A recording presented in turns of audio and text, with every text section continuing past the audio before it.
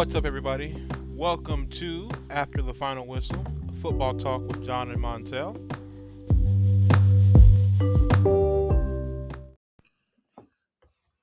This is episode number 19.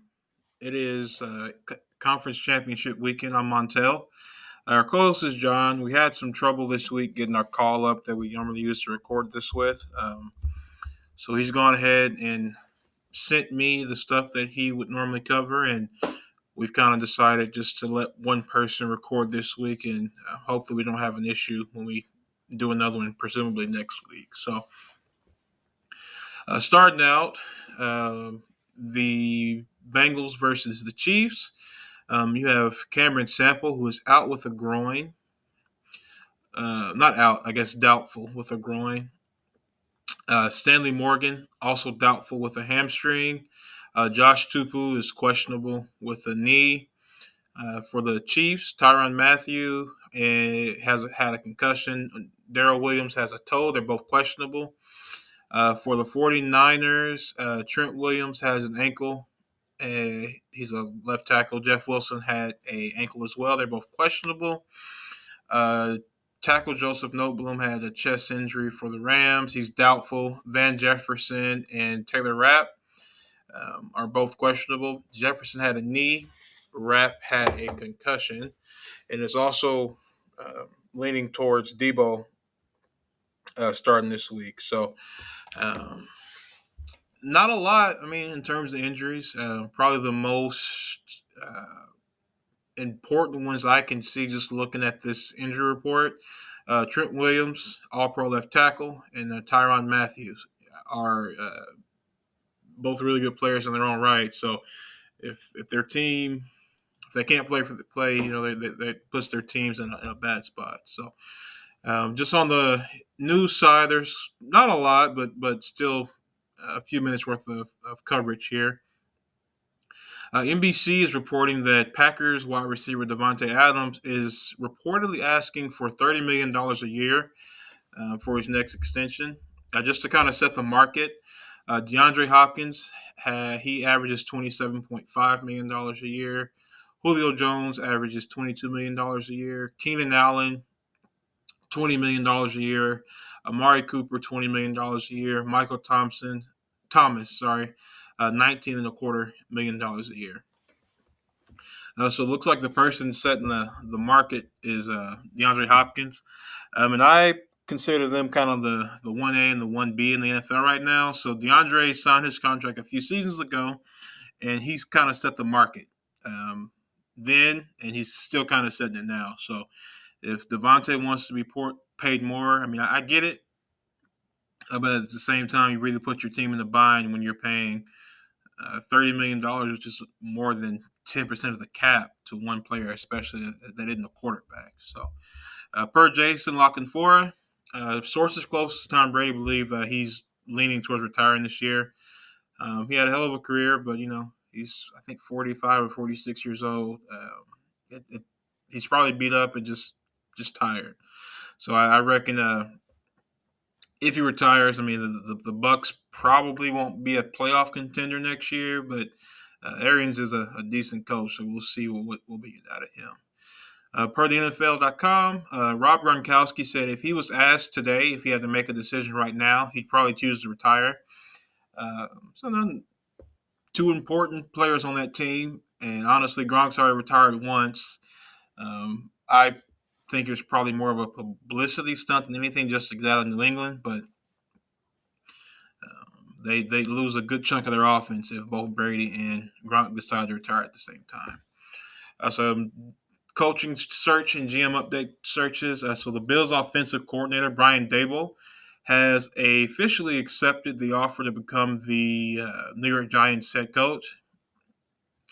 Packers offensive coordinator Nathaniel Hackett has been hired as the head coach of the Denver Broncos. The Vikings hire Kwesi Adolfo-Mensah as their GM.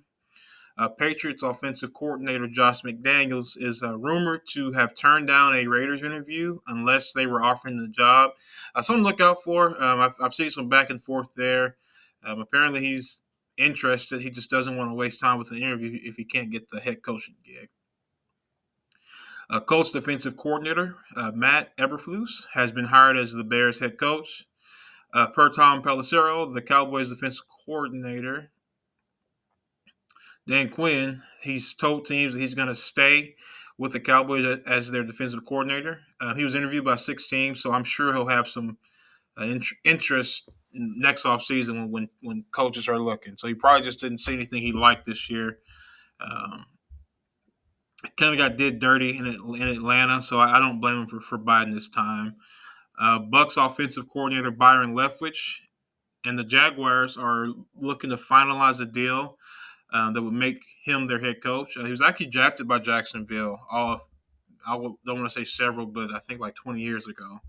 And he was a good quarterback. I mean, he not good. He's a decent quarterback that they ended up getting rid of. He signed with the Steelers, was their backup for a while.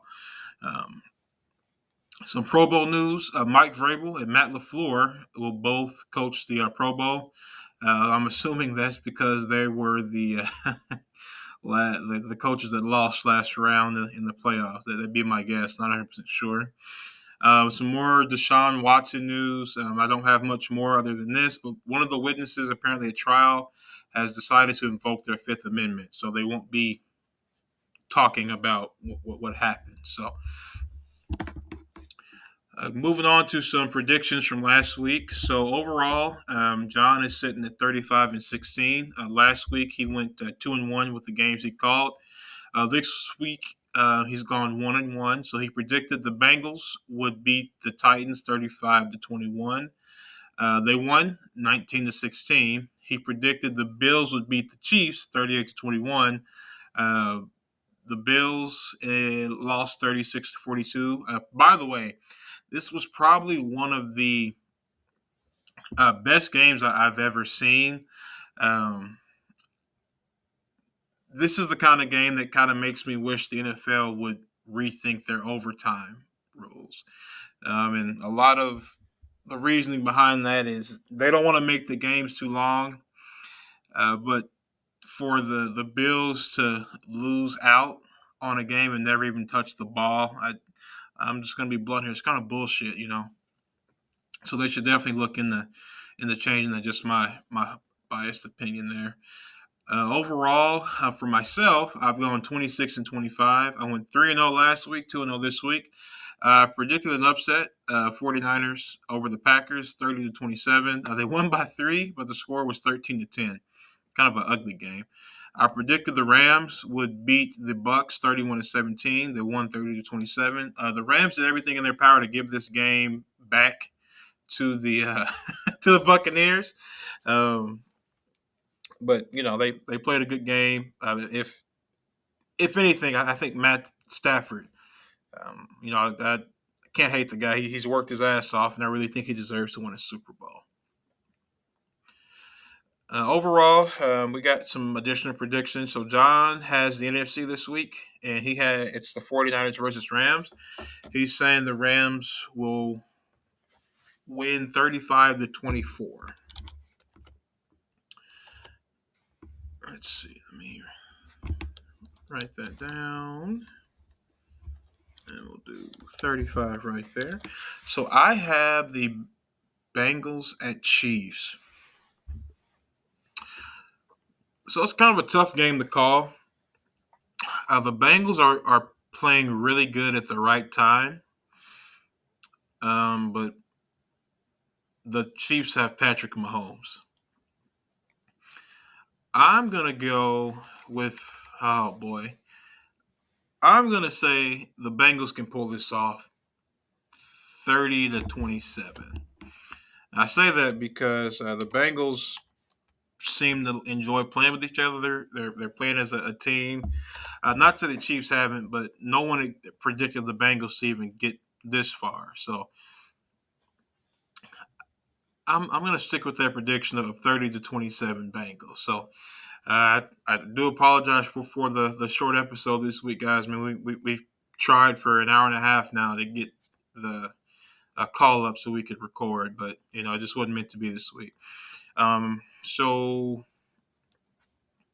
you all can still leave a voice message. The voice message option should be available in the show notes of whatever platform you're following the podcast on. You can now also send us an email at afterthefinalwhistlepodcast@gmail.com.